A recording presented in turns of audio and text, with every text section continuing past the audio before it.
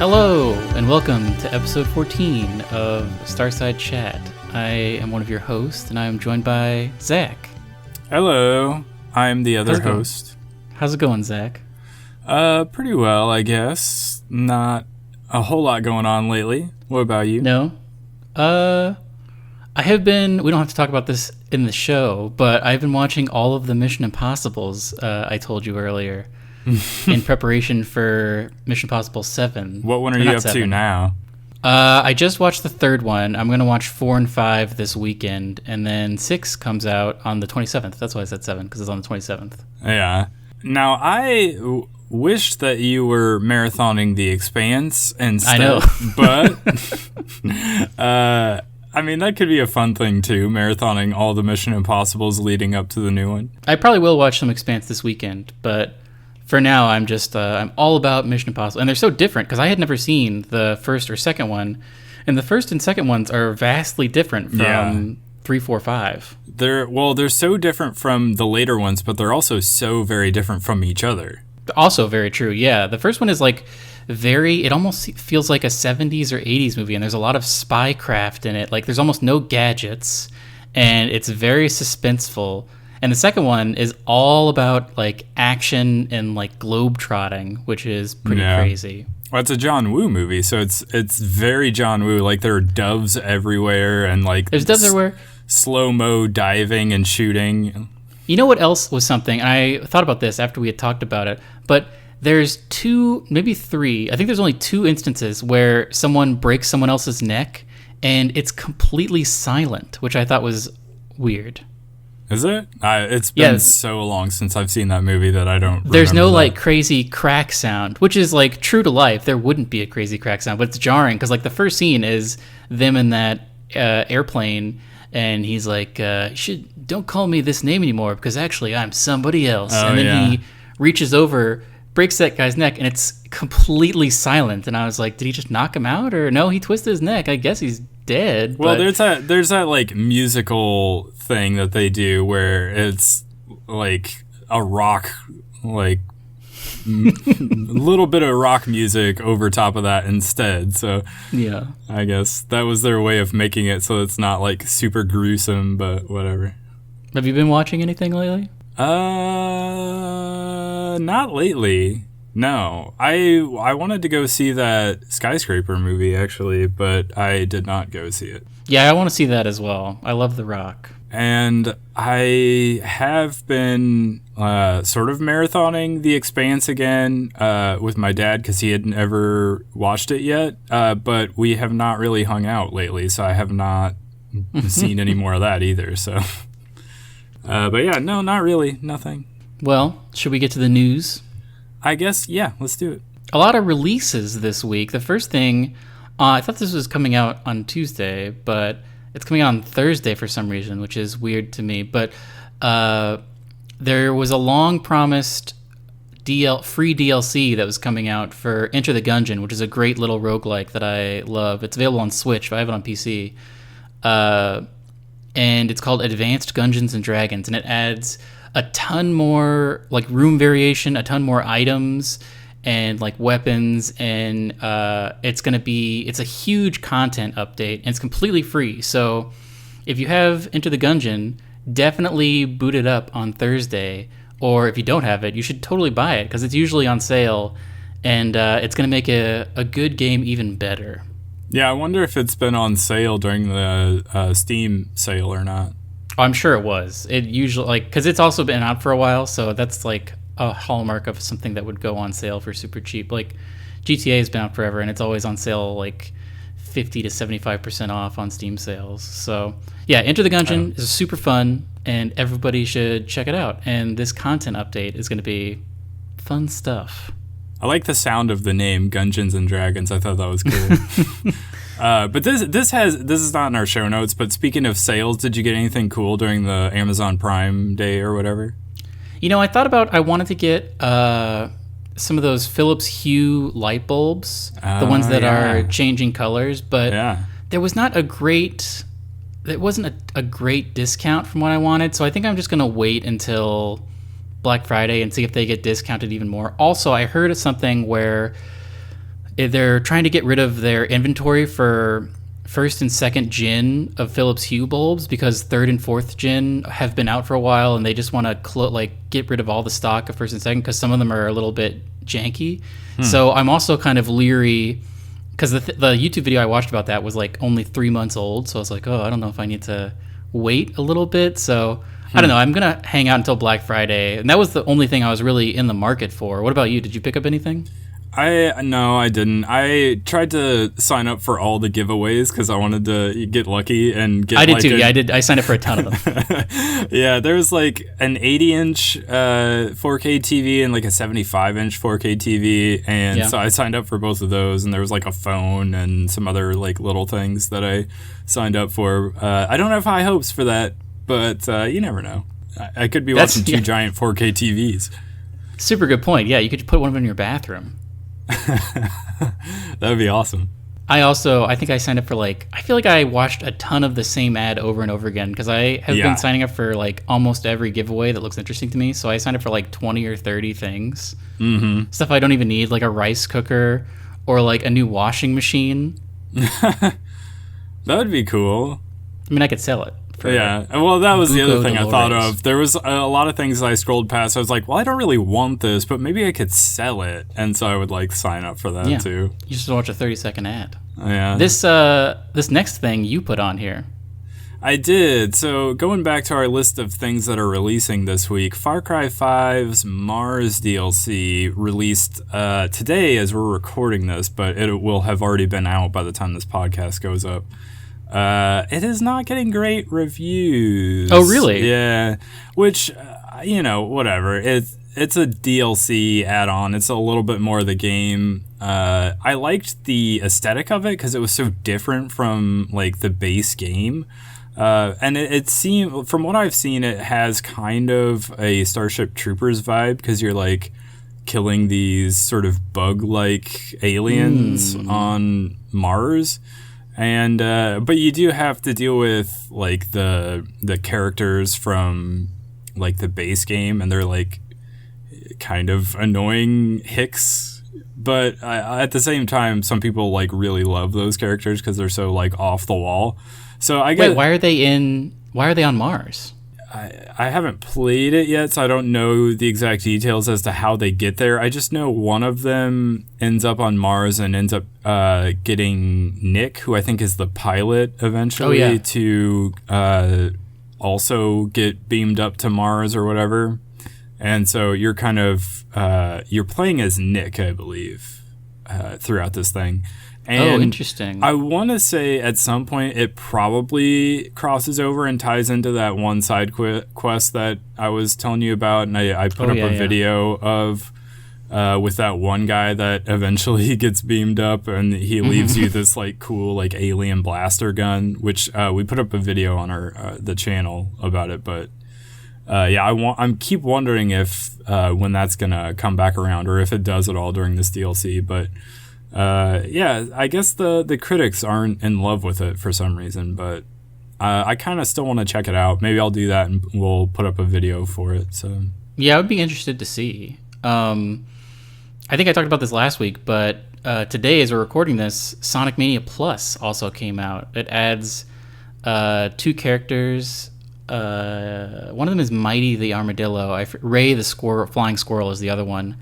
And it also adds an encore mode with remixed levels. And the encore mode is sort of it kind of gets rid of lives.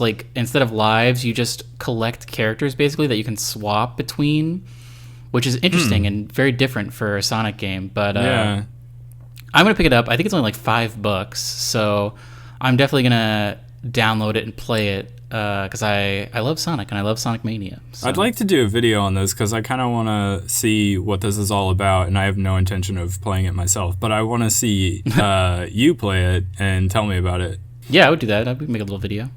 I'll review it. Yeah, that would be great. We should definitely start doing some reviews.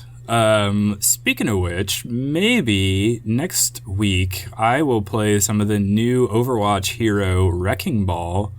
And maybe I'll do some recording and we can talk about the new character and get a sense of what he plays like. because he will be live on everything. Like, he's been out on the PTR, which is, I think, like the test servers for Overwatch. But he will be officially live for everyone to play on July 24th. That's next week. So I'm interested to check him out. I thought his name was Hammond. So the character's name is Hammond, but like he's this little a hamster, and he's in this like mech thing, and so his hero name, I guess, with the mech is called Wrecking Ball. It's weird, but yeah. So that's gonna come out, and I'm very interested to check him out. I like playing tanks, so this seems like a character that I might have some fun with. This next article isn't necessarily game related, but I thought it was interesting because we sometimes talk about movies. Were you aware of this movie, Asura? I wasn't, but I was just reading this article that you put in our show notes about it, and this is kind of interesting news, yeah. So I was only aware of this because of the trailer. I watched the trailer and then I guess completely forgot about it because I just rewatched it and I was like, oh, I've seen this. But the trailer, I think I posted on Reddit because it was so insane. Like the production values, this is the first $100 million Chinese movie, I think. And so the production value is crazy. Like it, the reason I liked it was because it had this weird little puppet man following around that looked like basically an upturned pumpkin with a cloak. But the story I'm not really sure about. The trailer has subtitle. Anyway, the main thing about this. So Asura was like the first like big budget Chinese film. Yeah, China's most expensive movie ever made. They put it out this weekend, and it made like $7 million. So they did something that I don't think has ever happened before. It would probably never happen in America. They were like, we're taking the movie out of theaters. We're going to change it. We're going to re-edit it. I think we're going to shoot new scenes, and then we're going to re-release it. And it's going to be a different movie. Yeah, that is bizarre. That's really crazy to me. That's completely bonkers. So they're literally like, all right, so this movie's not making money, but we have to like recoup, some of our losses on this. So let's pull it from theaters, change almost everything about it. How much more is that going to cost you? And then send it back out to theaters and hope it does better the next time? I guess maybe the one thing that will be their saving grace is that it's now this like big like news story. So them pulling it from theaters, maybe they'll get some interest from people who are like, all right, well, what is this all about? What's going on here?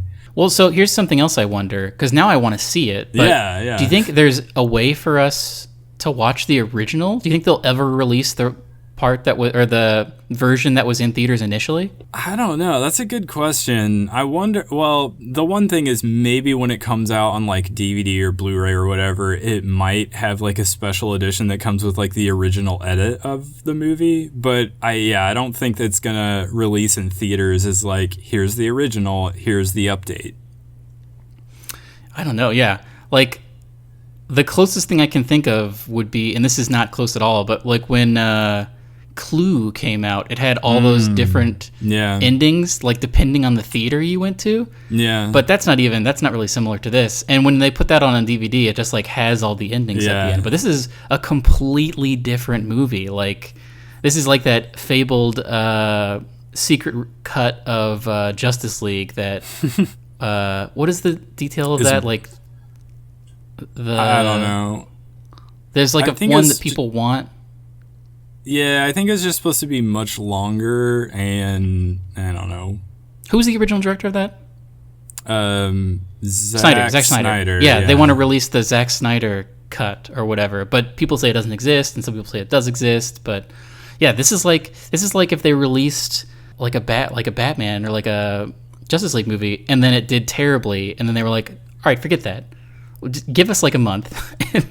We're gonna re-release it. The thing is, this is it's like a fantasy epic for people that aren't like gonna go track down the trailer to this thing. So like they're comparing it to something like maybe Lord of the Rings.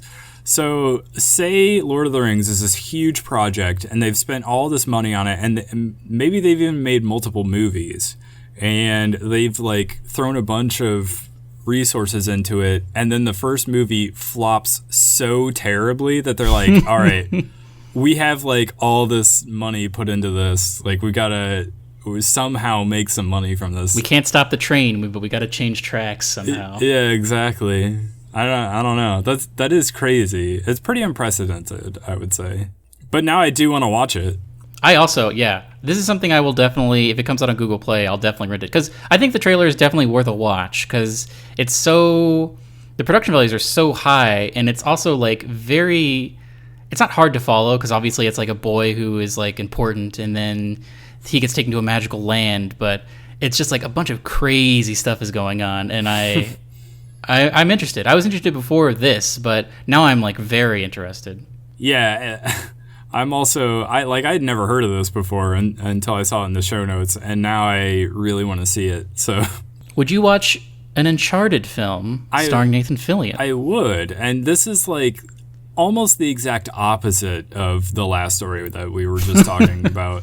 So, what if I told you that there was an Uncharted movie starring Nathan Fillion as Nathan Drake?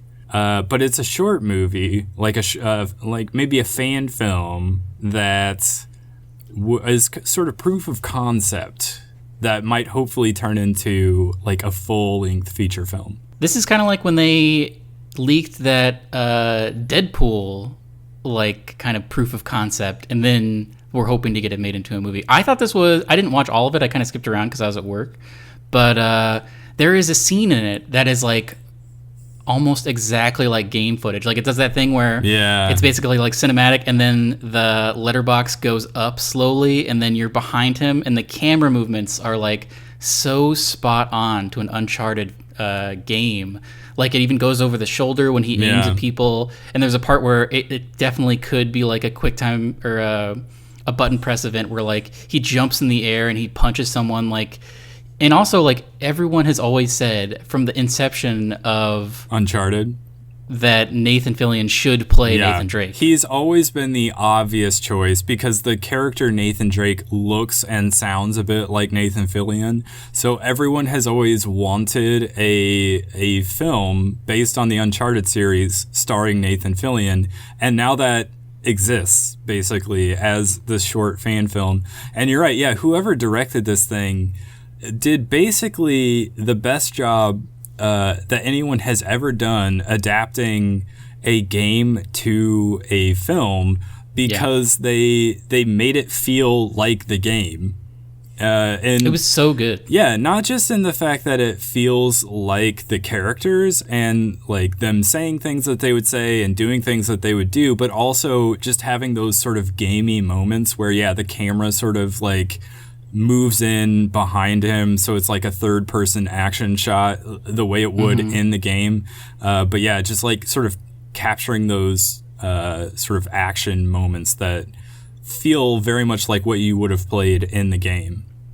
Do you think this will lead to a full-length movie? I have no idea, but I really hope it does, because it's gotten a lot of buzz this last week, so maybe. Nathan Fillion is great, to the point where like he's going to be in a new fall show on ABC, and I usually don't watch network TV, but I like Nathan Fillion. I think this is another reason why this got made, because he has been a little bit like not in shape, and I think he had to get super in shape for this show because he plays a cop. So like now that he's all fit, he's able to like do crazy stunts and whatnot. So like I love Nathan Fillion. I was gonna say I've seen him in Castle a few times, and he did not look this in shape. So he very definitely got in really good shape to supposedly for this other TV show that he's doing. But like this is the right time to cast him as Nathan Drake, because he's only going to get older at this point, and he's in shape enough to play the character. And you don't want to wait too much longer, because then he'll be too old to play the character. So, and those kinds of movies are so easy to make. Like it's basically an Indiana Jones movie. All you need is like an ancient mystery. Indiana Jones mixed with National Treasure. If you put those two together, you would have Uncharted. Which sounds great. I would totally watch that.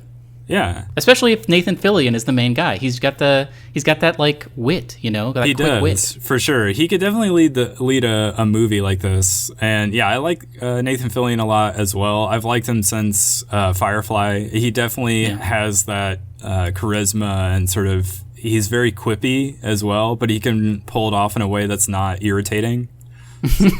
So yeah, I don't know. I would love to have a full-length Uncharted movie. Maybe we will. Maybe that'll happen now. Who knows? Something else you have liked for a long time, Zach, from the beginning, is No Man's Sky. That's a little strong. You played it. I mean, yeah, but I've played a lot of games I didn't necessarily like. But so yeah, I did play No Man's Sky when it first came out, and I enjoyed it for the first like handful of hours, and then got bored with it and stopped playing it. But they have added a ton of stuff to it, and they have just outlined the next update, which seems pretty massive. And this is like, if they released the game like today with what it's got in it now and the stuff that like is about to come out, like this is above and beyond what they were promising. I want to say that like they promised a whole bunch of stuff and they didn't deliver on it, and people got very mad at them about it. But at this point, the game, like, they stuck with it. They didn't give up on it. They kept adding stuff to it. They kept trying to improve it. And once this next update comes out, they will have essentially done everything that they promised and probably a little bit more. Well, so something that famously they were like very vague about, because they were like, this is like a shared universe, and like you're going to be exploring these worlds, and people are also going to be exploring these worlds, and if you go to a planet and name it, and other like, people do will stuff see on it. Exactly. So people are like, oh, it's got multiplayer, and they were just like, yeah, it's a shared world. But then like people actually did experiments and tried to be on the same, and like there's so many planets. It's huge. But two streamers, I think, within like the first month of the game's release, happened to land on the exact same planet as each other, and they were in what they could very definitely tell was the same area. And they were like tweeting at the maker of the game, and he was like, "Oh, the universe is so big that could like basically never happen." But they had done it within like the first month, and the problem was that they couldn't see each other. So basically, they ruled out the fact that you could actually play multiplayer, because even if you happen to find the same planet in this gigantic universe, you couldn't see each other, so you couldn't interact at all. But that's going to change. That's what this is. Yeah. No Man's Sky Next. We keep calling it the Next update because it's called No Man's Sky Next. And this adds multiplayer, and it adds third-person camera, which was not a thing that we ever had in the original. And it adds like all this crazy stuff. Like you can command a fleet of freighters, and like there's unlimited base building. You can build bases wherever you want. But I think the most important thing is it adds the multiplayer. Yeah, I think that is the thing that people wanted most out of this.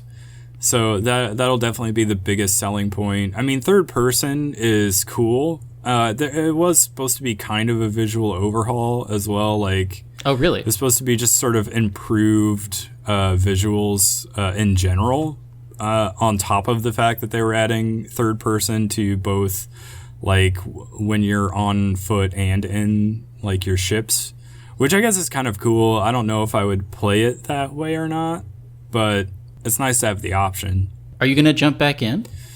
I don't know. It's been I feel like if I were going to jump back into this game, I would start fresh, because I have no idea where I left off in the game at this point.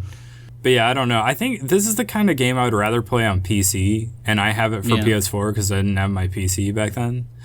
But yeah, I don't know. I don't know if the updates are free. I want to say they are. I believe that they are, yeah. But yeah, the game just came out recently on Xbox One as well. So if you're on Xbox and you're thinking about diving into this game, like, it is as close as it's ever been to delivering on the original vision of the game at this point as it's ever been. So I would say it's probably worth it, especially if you have some friends to play with, because now you can do that. Yeah, for sure. If you want to jump into this with like other people, I think that changes the game fundamentally, and I think it makes it like much more fun. Yeah, that's the thing. So like, you ask if I want to jump back in. I would say if you were also going to jump back in with it into the game, or jump in for the first time, I would definitely jump back in just to check out what the multiplayer is all about. Yeah, maybe. We'll see. I don't know. It's interesting. It's something that I definitely want to watch some videos on. I mean, maybe we'll make a video, but I'm very interested to see like how in-depth the multiplayer is. Like if they added any sort of like co-op puzzles or anything. They probably didn't. It's probably just like exploring together. But I mean, you just explore together in Minecraft, and that's super fun. So I don't know. It's going to be interesting. Yeah, I think I'm curious what, or if there is any sort of added combat element or not, and because like the ship battles were actually kind of fun, or just originally, but now I feel like there's probably going to be more of an added emphasis on that. I'm curious how much the multiplayer changes things, because is it going to be sort of like a, what is that? We always called it No Man's Sea. Oh, the pirate game. Sea of Thieves? Yeah, Sea of Thieves, where you can actually like encounter other groups of people in their like, in their big freighters or whatever, and you can like fight them and maybe steal their resources and stuff like that. Like, is that going to be a thing in this game now? Because that changes I think everything about the game. I believe I did read somewhere in one of the blurbs, one of the things was like, you know, work with friends or prey upon them. Yeah. So, like, I don't know. I mean, I think the dream of this kind of thing in like Sea of Thieves is not what we have right now, where when you see players, you're basically like, oh, okay, I'm about to get griefed. Like, it's never going to be, you want like interesting, fun encounters where like you run into someone, you're both using voice chat, and you can almost like role play a little bit. But most of the time when you run into other people online, it's just a terrible experience. Yeah. And there's not really a way to maybe there is. Maybe there's a way to design a game where it's hard to be a horrible person. But that's the thing that I've always said as well. Like, the reason why I'm not playing No Man's Sea, I cannot, Sea of Thieves, that's what it's called. The reason why I'm not playing that, or even like I didn't get into the Division's Dark Zone, or like GTA's Free Roam, is specifically because of that, where like you encounter another person and you don't know whether they're just going to randomly kill you and steal everything that you had for no reason at all. So that's why I like more shared world games like a Destiny or something like that, where the PvP aspect and the PvE aspect are very clearly divided, and you know what you're in for when you pick which mode you're going to join into. You know, I didn't put this in the show notes, but that I believe that Destiny patch came out today where they added bounties and some quality of life things. Yeah, you said you were trying to get into Destiny 2 the other day, and I'm curious if you got to play any of it at all. I don't know. I haven't checked it out because the PSN servers or whatever were down over the weekend, and I don't know. Like, bounties are kind of interesting, but I am more interested in Forsaken. I think I probably am going to play it. I know that you're still feeling a little burned and you want to wait a little bit, but I don't know. Destiny 1 was such a good experience for me, especially like the first couple of weeks just exploring. I was thinking about this the other day, how like the Cosmodrome is just such an iconic map, and like I know like every single part of it, but I don't really like care about any of the maps in Destiny 2. Like there are definitely parts of the EDZ that I have not been to, and I don't know, I think they're trying to rectify that by making this more of like I don't really care about just like getting like a 4-pack of missions where like, oh, do these missions on a new planet now. This is more, it seems like, hunting down these like 8 different barons, and each fight is unique and different, which is interesting to me. Something else we didn't talk about. Did you hear that Nolan North is voicing Cade in this DLC. What? Why? Yeah, I don't know, but maybe it's because Nathan Fillion was busy shooting that cop show or the Nathan Or Drake Uncharted. thing. Yeah, but for whatever reason, people were like, "Oh yeah, Cade sounds off in all the trailers," and apparently it's because Nolan North is voicing Cade in the Forsaken DLC. I don't know how I feel about that. I do not like losing Nathan Fillion. I feel like it lends credence to the theory that he actually is dead. Well, so what I think it lends credence to is the fact that Nathan Fillion wants out of the Destiny games. he wants to be. I don't done know. with He that. loves, he had a special Ace of Spades replica made for him. He loves to be Cade. Maybe he was too busy doing other things, so he couldn't join them for this DLC. So they had to get somebody else to do it. But what I think it is that Cade 6 is dead, but he will come back as Cade 7, and so maybe his voice has changed a little bit. Yeah, maybe. I don't know. I'm very interested to see what is going to be happening in the next year for Destiny after Forsaken, because they're going to do that weird new kind of DLC where it's going to be more activity/item focused instead of story focused, and I really wonder if they didn't learn their lesson last time, but I wonder if they'll learn their lesson for whatever Destiny 3 is going to be. I feel like, as with Destiny 1, there's all those rumors behind the scenes where they were almost done with the game, and then somebody came in and they were like, no, take all this stuff out. And I think with Destiny 2, how it was delayed, they were trying to make it on a new engine. They were trying to do interesting stuff, and then for whatever reason, someone came and they were like, no. And so they had to use the original engine, and they could only tweak things so much. And so that's why parts of Destiny 2, it feels like they didn't listen, but it could just be that they couldn't listen because they were still kind of hamstrung by having to use the same engine. So with the forethought of the previous two games, I wonder if they actually will come out with a revolutionized Destiny 3 whenever that happens, and because it is supposed to be a 10-year journey. So Yeah. Well, I don't know. I'm very interested to see if Cade actually does die. What's this? The thing I am most excited about for this DLC is I think they're finally understanding that people don't want constant quips. They keep talking about how this is a serious DLC, and people aren't just gonna be quipping left and right.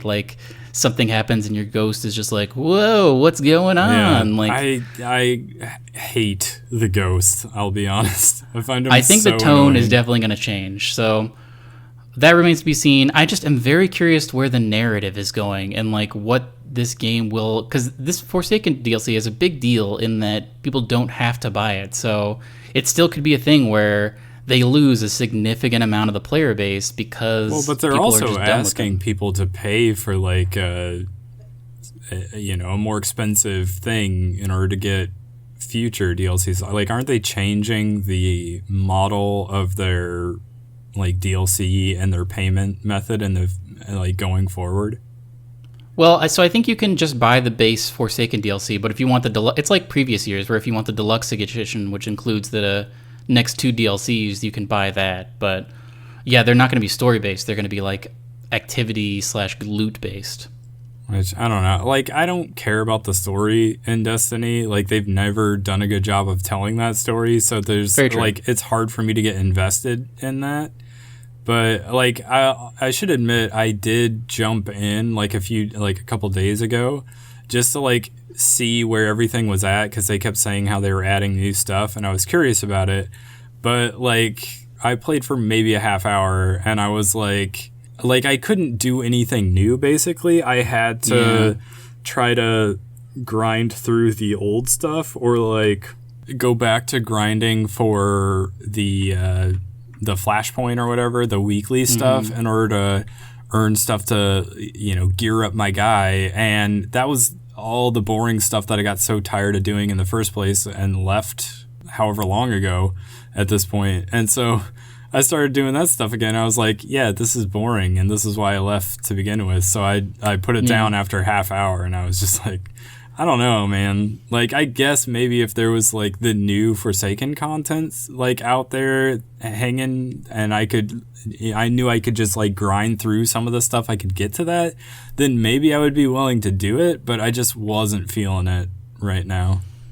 Yeah, I mean, we'll see. It's always been, I think we've said this 1,000 times, but it's always been more about the loot than the story. And when they can wrap their heads around creating interesting loot that you either have to grind for or do like challenges for, I think that will make it the game that Destiny 1 was. But as it stands, like, no armor is like super interesting, and a lot of the guns feel samey. Yeah. So have they said anything about refreshing the strikes or like redesigning the strike playlists or doing anything with those?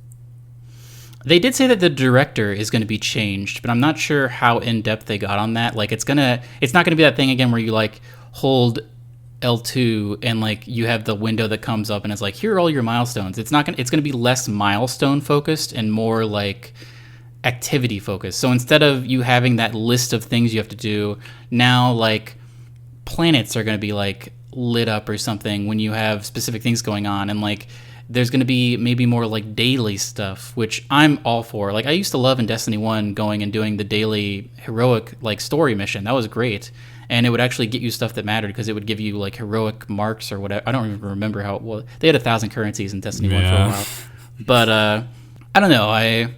I've definitely been burned by Destiny as well, but I'm chasing that first year of, and I guess first and second year of Destiny 1 kind of feeling where I was just like, man, what's going to happen? Like, I want this hand cannon. I want this specific shotgun. I want to do like all this stuff. Remember when we were grinding for, what was that one shotgun that you had to do all that stuff for? And then the last part of it was doing the brothers strike on the dreadnought, and you got it, and it was like really cool. Remember that? Yeah, that was the Tex Mechanica one that you like flipped around. That was a pretty cool gun. And that was a fun thing to do. Like, you had to do a bunch of different things for that exotic quest, and then you and me loaded in, and you had to kill the bosses in a specific way. I think you had to like land the final hit on them or something with a shotgun. Yeah, that was great. Like, Destiny 1, I mean, I've said it, I feel like I'm a broken record, but like the getting Thorn was really fun. Like, they just need to fix it. Yeah, I want it to be good. I want it so badly to be good. They definitely need to bring back that stuff and make it so that people feel like they have a reason for grinding for things, and like some of the weapons and armor are like really unique and cool, and that they've like given you a quest line so you know how to earn them, but also the way you earn them is done in a cool, interesting way that you remember. And they did like that was an emphasis for them with the Taken King, but it feels like it hasn't been ever since, and I really don't know why. So yeah, they definitely need to change that with Forsaken, but I don't know that they've necessarily said that they're doing that, but maybe they are and they just haven't mentioned it. Maybe we talk about Destiny so much. I feel like maybe when Forsaken comes out, we should just have a section of the podcast where we just like talk about Destiny. Maybe we'll we'll have a Destiny section to the podcast with that. The Destiny Corner or the Destiny Minute or something. Yeah, that people can either skip over or enjoy, Yeah, maybe it'll be the last thing we do ever do. Anyway, on to things we actually are playing currently. I want to talk about your thing first. You wrote Pokemon Go. Oh, yeah, so what was it? We were talking about it recently. I've not been playing for super long, but I have re-downloaded the app and started playing again. Of course, they had their like event in Chicago recently where they're and there's been a lot going on with that, so I have been playing it again, and I looked up some like guides on how to do some of the new stuff that's been added, and like stuff that I should have known from a long time ago, and I realized I've been going about like leveling up and evolving characters in the wrong way for a long time. Oh, really? Yeah. Do tell. Well, there's like an appraisal system that you can go through so that you know which characters or Pokemon are worth actually evolving and powering up. And I paid no attention to that whatsoever in the early days of the game when I was actually playing it quite a bit. And so I have a lot of my like highest combat power Pokemon are not great. Some of them are good, but so I'm trying to like essentially remake my roster of Pokemon as I go now. And also, like, we played it a bunch when it came out, but we kind of dropped off very quickly, like, as the summer sort of wound to an end there, that first year it came out. And I've just sort of picked it up again randomly here and there over time. Like, I used to work overnights in, like, the downtown area here where there's, like, a lot of Pokestops and a lot of Pokemon spawning and all this stuff. So one way I would get through some of those, like, long overnight shifts where I had nothing going on, I would open Pokemon Go and just, like, spin those Pokestops that are near the building and pick up some Pokemon as well. And so, like, I kind of leveled up quite a bit just through doing that.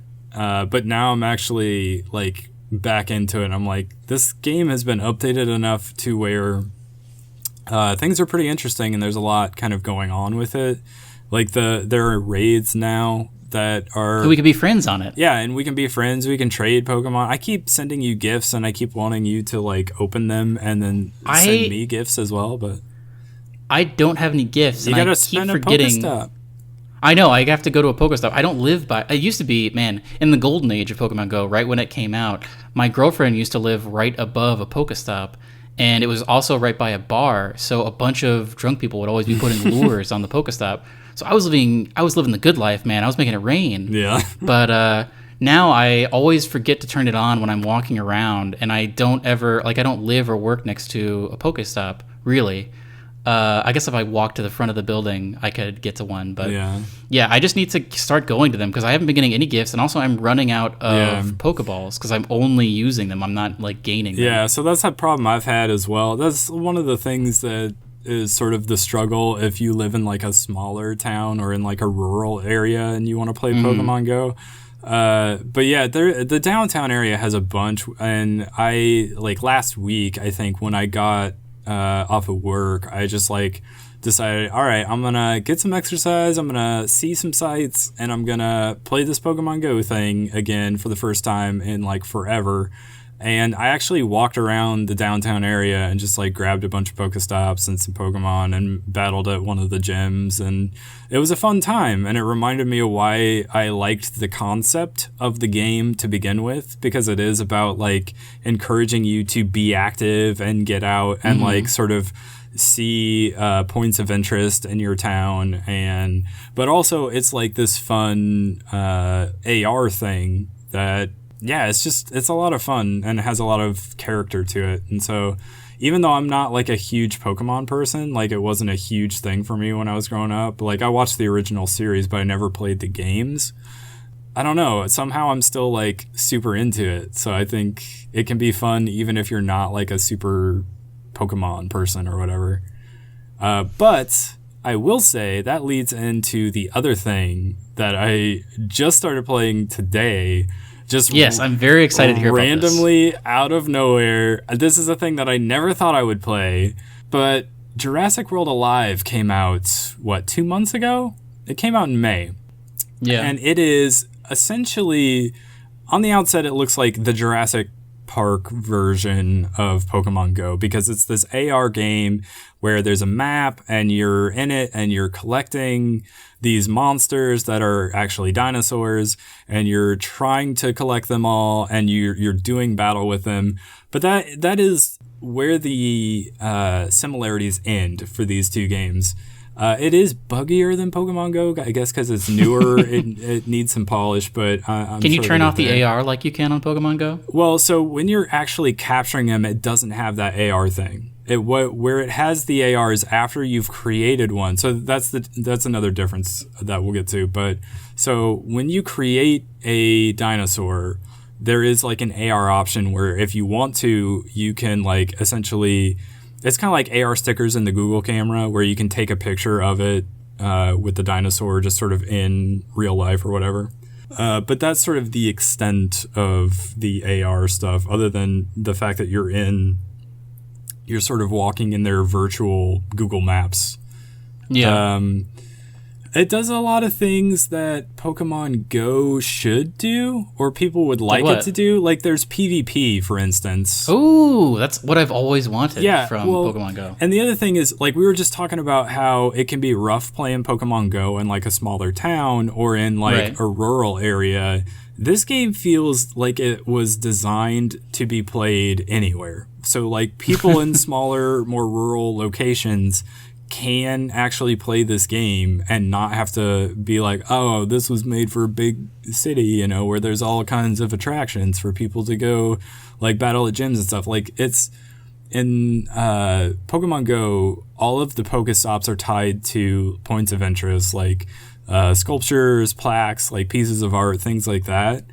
And the gyms are tied to like parks and like churches and other like bigger significant things. But in Jurassic World Alive, I thought you were talking about Jurassic Park Alive. No, that's Pokemon Go. And in Jurassic World Alive, instead of what are they, Pokestops, they have like supply drops, and they can be anywhere. So like when I open Pokemon Go, there's one Pokestop like 2 streets away from me in a place that's not real accessible to me.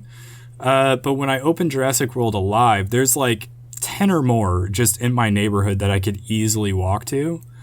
So are they constantly dropping, or are they always in the same place? They're always in the same place, but you can walk to them and you spend them and you get some stuff. And instead of like when you find a dinosaur, instead of like throwing a Pokeball at it, you launch this drone. And so the capture process is a little bit more elaborate. You like hold on the screen and you like move your little drone and you like shoot these darts at it. And so you can shoot it multiple times, and the more you shoot it, and there's like a target on it that you have to like, the closer you hit towards the middle, the more points you get basically. And what you're trying to do is extract DNA from the dinosaurs. And Dino DNA. Yeah, exactly.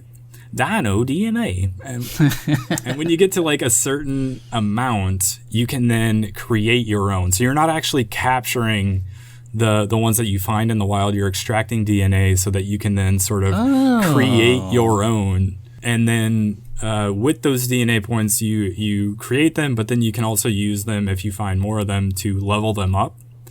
And so the battle system, like once you earn your first 4 dinosaurs, you can then jump into the battles, which you can do from anywhere. You don't have to find some gym at some like park or church.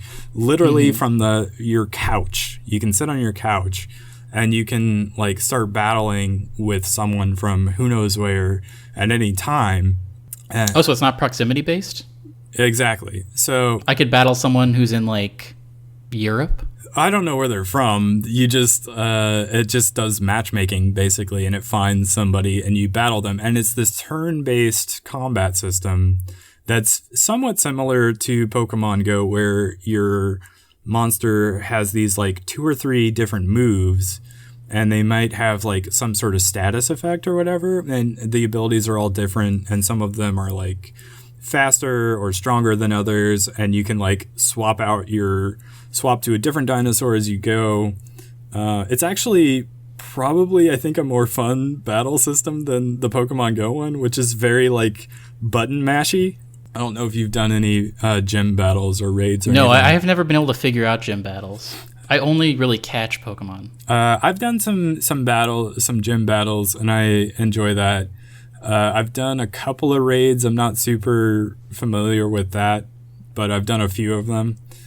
But this is so much simpler, and yet so much, I think, more fun and more strategic, because it is this turn-based thing where you have 4 dinosaurs with different skills or different abilities, and so you queue up attack at the same time your opponent queues up an attack, and like you can swap out your dinosaurs and everything.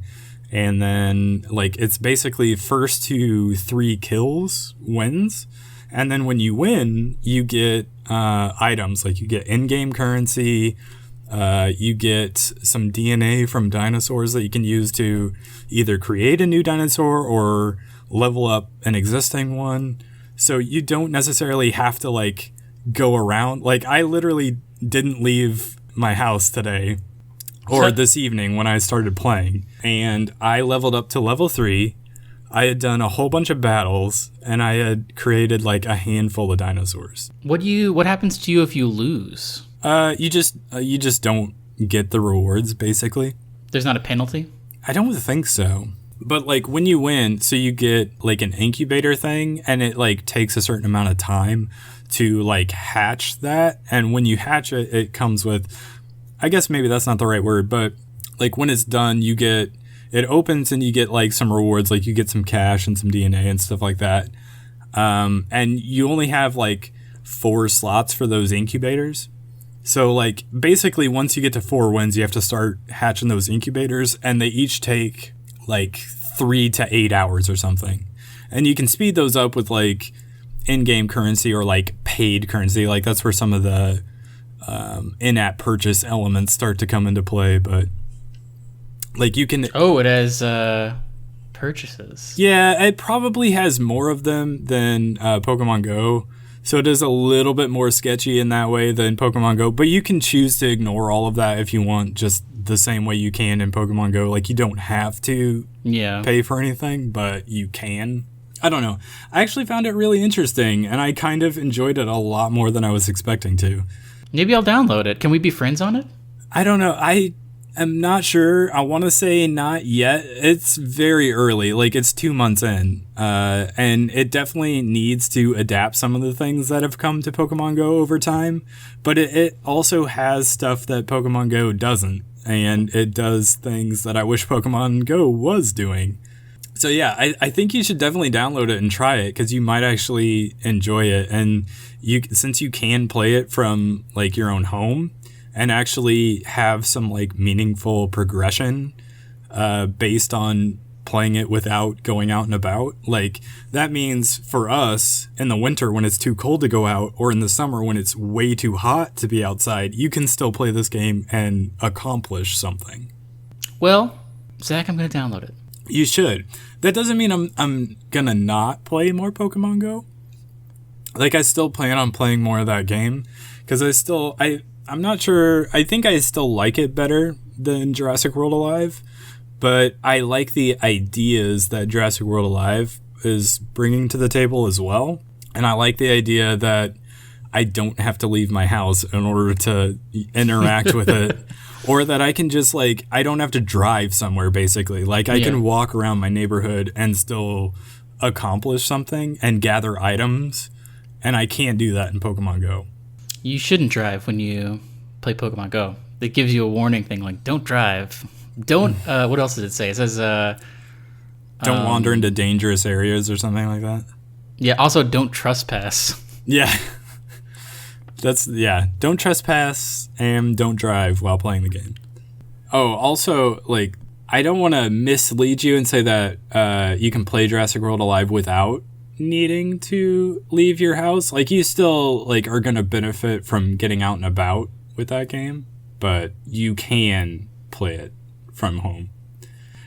Well, so what I've been playing very quickly, I went to Video Games, etc., and I sold a bunch of PS4 games that I have no interest in playing anymore, and I picked up Mario Rabbids Battle. What is it? Kingdom Battle. Mario Rabbids. Yeah. Because it's something I always wanted to try out, and I never had the time, and I was just like, I'll pick it up. And I sold a bunch of games, so I only paid like $4 for it. Nice. And it's really, really fun. Like I've been able to put it down, but I mean, when I play it for like an hour, because it's just like so engrossing to do those turn-based battles, and you feel so good when you like work up like a great combo. So like once you beat an area, you can go back and do the challenges in that area, which are like difficult, and there's like secret things you can unlock. So I beat the first area, and I have just started like going through the first area to do like the challenges and to unlock the secret parts of it. But it's very beautiful. It's like beautifully animated, and the graphics are great. and it's a lot of fun. It scratches that like turn-based combat itch. I'm really enjoying it. Are you gonna get the Donkey Kong DLC? Maybe, because like that's another reason like it was on my mind, because that just came out and people are really liking that. Yeah. So it could be that by the time I beat it, if nothing else is out, I might pick up that Donkey Kong DLC because it seems super fun. Yeah, I've been curious about this game, and I would actually really like it if we did a video on it, but maybe, I don't know. I've never played an XCOM game either, and this is like essentially Mario the XCOM game. Mm-hmm. Yeah, I would love to watch you play some of this. So we should definitely. Yeah, maybe I'll get some footage of it. Yeah. But yeah, it seemed cool when it came out. It got good reviews. People were really enjoying it. I hear it gets it's unique. I hear it gets very difficult though. Yes, so I am doing the challenges now, and some of the challenges are kind of difficult. And I realized that like the first zone or like the first world is really training wheels. Like I could put status effects on people, but status effects weren't being put on me. And I think the second world is where you start to see like enemies being able to like shoot you with the thing that like makes you not able to move or like reduces your abilities, and like enemies having the ability to have like Overwatch, where if they see you running, then they can get like basically an attack of opportunity on you. So it could very well be that I think the second world is like a desert/ice world. So it could be that that's where it really ramps up. But right now I'm just having fun doing the easy challenges. So I guess we'll see what happens. Yeah. All right. Well, I think that about wraps it up. Unless you have anything, do you want to have any parting words for this week? No. We'll be back next week. I will have played Sonic Mania Plus, so I'll have some reviews of that. And I'll also have played. We're gonna put probably some videos out about the Enter the Gungeon update as well. So look out for that. And I may do a video on the Far Cry 5 Mars DLC as well. Okay.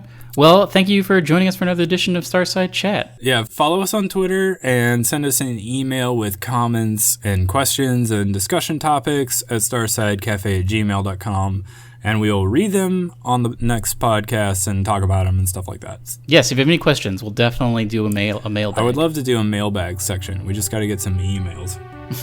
All right. Well, we'll see you later. Goodbye. Goodbye.